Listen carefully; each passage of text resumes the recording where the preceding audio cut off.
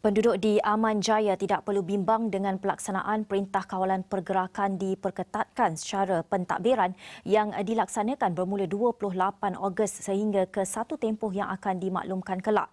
Pakar epidemiologi Datuk Profesor Dr. Awang Bulgiba berpandangan pelaksanaan langkah tersebut adalah bagi memastikan individu yang terjangkit dari kluster tawar dapat disaring dan dikenal pasti. Ujarnya, meskipun kadar jangkitan daripada kluster tawar semakin reda, namun pihak Kementerian Kesihatan masih menjadi punca penyebaran virus berkenaan.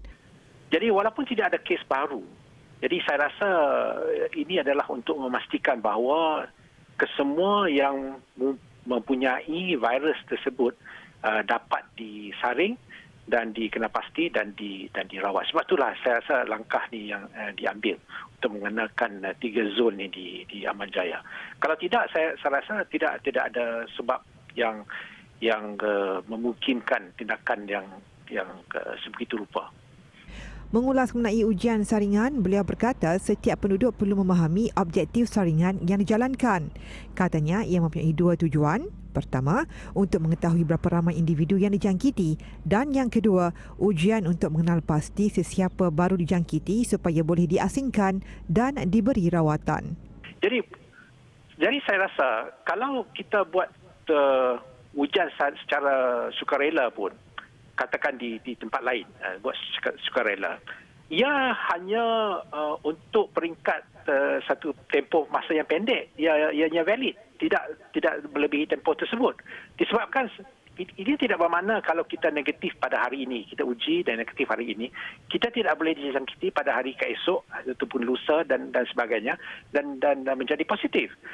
Jadi untuk tujuan mengenal pasti dan mengasingkan orang yang sakit, ia patut dilakukan dengan langkah yang berikutnya, iaitu langkah isolasi atau langkah pengasingan.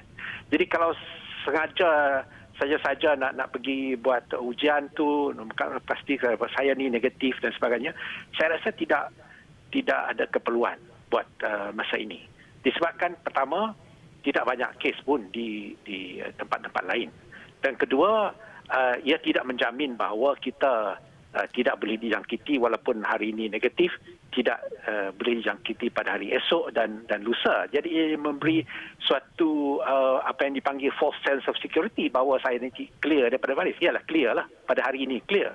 Tapi tidak bermaksudnya clear pada besok atau lusa. Jadi buat masa ni saya rasa tidak perlu ada ujian secara sukarela untuk menguji diri sendiri, pastikan bahawa kita tidak mempunyai virus tersebut.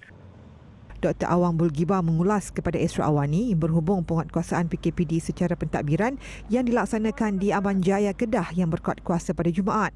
Ia membabitkan 3 zon di Aman Jaya iaitu Kenanga, Mawar dan Melo dengan melibatkan 22,360 isi rumah yang merangkumi 265 rumah dan kesemua akan disaring petugas Kementerian Kesihatan.